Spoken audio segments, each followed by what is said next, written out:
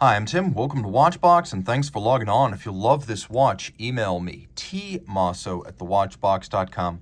Your purchase and pricing email question line for buying this or any watch you see on any Watchbox platform. Please reach out to me directly for pricing at tmosso@thewatchbox.com.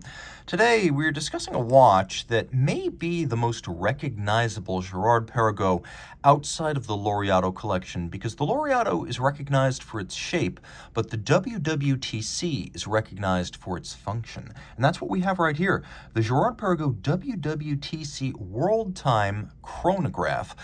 43 millimeters in titanium. This timepiece measures 13.9 millimeters thick, and from lug tip to lug tip, 53.6 millimeters with a 22 millimeter spacing between the lugs. The WW.TC emerged out of the early 2000s, giving world wanderers and haute horlogerie fans a way to keep track of the time everywhere on their Girard-Perregaux. And on my wrist, you can see that it is a large timepiece. I would say wear this watch on a wrist no smaller than 16 centimeters circumference. With a span across the wrist of almost 54 millimeters, you have to take the width lug to lug quite seriously. So while it is very light, all in sapphire and titanium, it is broad. So a wrist of my size, 16 centimeters circumference or larger, is advised. That said, it is surprisingly thin. At under 14 millimeters and with a domed bezel, it slides surprisingly easily underneath the cuff. The strap is medium rectangular scale alligator leather on the top, black semi-gloss, substantially bolstered. You can see there's a sheer cut side, a monotone stitch. On the bottom, it's calfskin, and you will appreciate it as a brand new Girard-Perregaux factory strap. Taking a quick look, you can see its opposite number is also brand new. We have a folding clasp here, friction fit, snap shut, GP branded. And as you can see, it is media blasted. And you will find lots of media blasting on this watch. Starting with the bezel. You can see that the bezel was media blasted, so it has a sort of matte, non-directional grain to it, whereas the case flank and the lug hoods do feature a brushed directional grain. We have two crowns, a little bit like Frankenstein's monster with the bolts on each side. One is a screw-down crown that is used to change your reference city. Now, I'm in Philadelphia, so among the 24 possible reference cities and 24 primary time zones depicted, New York would be the correct city of reference for me. But let's say I want to go visit James Dowling in England. Well, I can do that by adjusting my reference city to London. And once you have your reference city, you set the time for your reference city. And the way this works is you look at the 24-hour counterclockwise rotating world time reference ring. This is the Louis Cotier system. By the way, both crowns are screw downs. The watch is 30 meters water resistant, but a very resilient 30.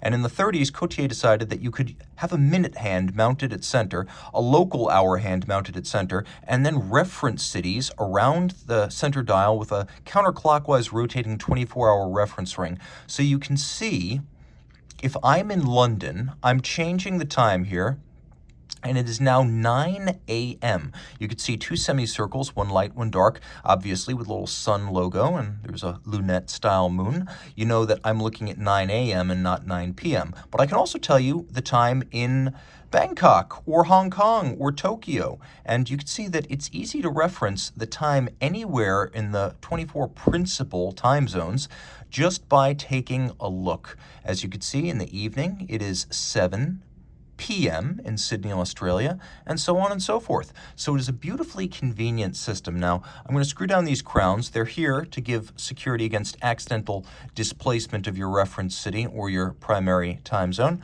Taking a quick look at the watch in the dark, you can see it's fairly well loomed. It is a sporty watch after all. The timepiece does include rose gold individual hands for sub-registers as well as time at center.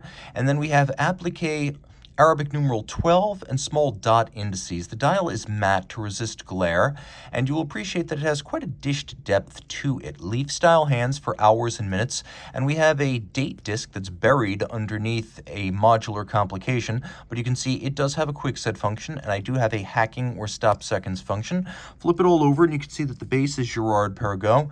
Now, this movement goes by two different names, 3387, so it's based on the 3300 series, and it's sized in terms of diameter like a 3300, but the technical name is GP033C0. It's a unidirectional automatic winder with a 46-hour power reserve. Because it's a modular complication, it has a lot of joules, so 63 joules. Beats away at 8 beats per second or 4 hertz. It has the stop seconds. It has the quick set date. It has a vertical clutch chronograph module, which makes for nice smooth engagement. And as you can see, it's nicely decorated with a combination of manual and machine executed finishing flourishes, my favorite of which is the double solarization, and if you could see all of it, it would be triple solarization of the ratchet wheel atop the barrel. Lots to love here, lots to enjoy. It's worth looping, and I can say that in good faith. This is from a brand that is newly reborn, as Girard-Perregaux and Ulysse Nardin are independent again and bought out by their ownership. They're owned by people who know and love the brands. Reach out to Team Mosso at thewatchbox.com for purchase and pricing details.